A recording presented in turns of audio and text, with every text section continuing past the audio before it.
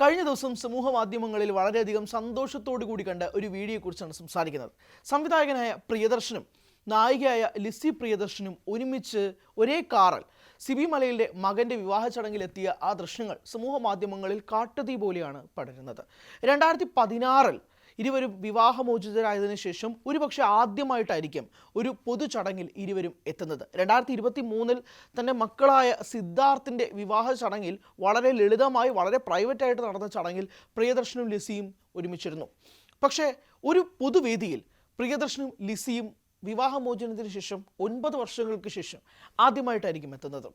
സിബി മലയിലെ മകൻ്റെ വിവാഹ ചടങ്ങിൽ എത്തിയ ഇരുവരും ഒരേ കാറിലാണ് എത്തിയതെന്ന പ്രത്യേകതയും കൂടിയുണ്ട്. അതിനുശേഷം ഇരുവരും നടന്നെത്തി സ്റ്റേജിലേക്ക് എത്തിയതിനു ശേഷം സിബി മലയിൽ ചേർത്ത് പിടിക്കുകയായിരുന്നു.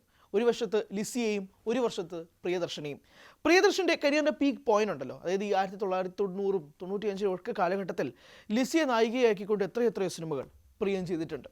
ഒരുപക്ഷെ ഒരു ഗംഭീരമായ ജോഡിയായിരുന്നു ഇരുവരും.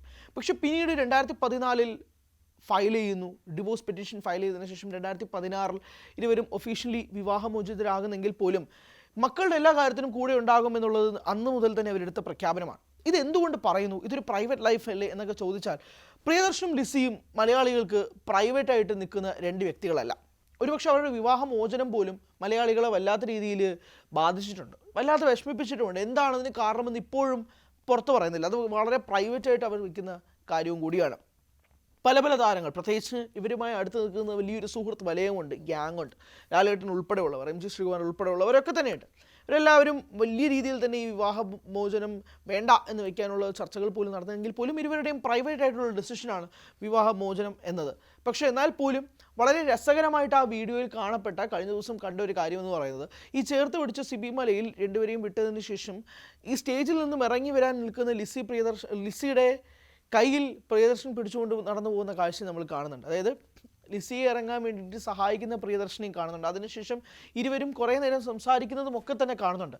സോഷ്യൽ മീഡിയയിൽ ഇത് ഭയങ്കര രീതിയിൽ സന്തോഷമായിട്ട് എടുക്കുന്ന ഒരു വലിയ വിഭാഗം സമൂഹം ഉണ്ടെങ്കിൽ പോലും ചിലർക്ക് ഇത് വലിയ കണ്ണുകടിയാണ്, ചിലർക്ക് ഇത് കണ്ടുകൂടാ. ചിലർ ചോദിക്കുന്നത്, നിങ്ങൾ വിവാഹമോചിതരായതല്ലേ, പിന്നെ എന്തിനാണ് നിങ്ങൾ വീണ്ടും സംസാരിക്കുന്നത്, നിങ്ങൾ എന്തിനാണ് വീണ്ടും ഒരുമിച്ച് നിൽക്കുന്നത്, നടക്കുന്നത് എന്നൊക്കെ ചോദിക്കുന്ന ഒരു മറ്റു ആളുകളെ കാണുകയുണ്ടായി. എനിക്ക് അവരോടൊന്നും പറയാനില്ല.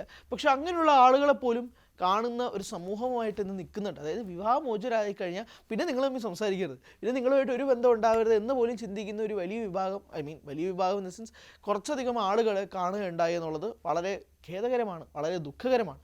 അങ്ങനെ ഉള്ള കമൻസും കാണുകയുണ്ടായി. പക്ഷേ കഴിഞ്ഞ ദിവസം ഇൻ്റർനെറ്റിൽ, സമൂഹ മാധ്യമങ്ങളിൽ ഒരു മലയാളി പ്രേക്ഷകരെ സംബന്ധിച്ചിടത്തോളം വളരെയധികം ഹാർട്ട് വാമിംഗ് ആയിട്ടുള്ളൊരു വീഡിയോ കൂടിയായിരുന്നു ഇതെന്ന് പറയുന്നത്. സിദ്ധാർത്ഥാവട്ടെ, അതായത് 2 മക്കളാണല്ലോ, സിദ്ധാർത്ഥും കല്യാണിയും. സിദ്ധാർത്ഥ് VFX പഠിച്ചതാണ്.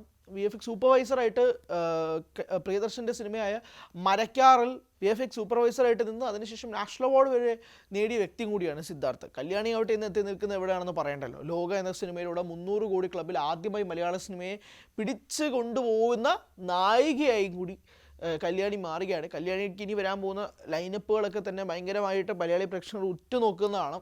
അതിനിടയിൽ നേരത്തെ കമ്മിറ്റ് ചെയ്ത രവി മോഹൻ എന്ന നായകൻ്റെ ജീനി എന്ന സിനിമയിലും കല്യാണി അഭിനയിക്കുന്നുണ്ട്. അതിലൊരു പാട്ട് വളരെയധികം വൈറലായി.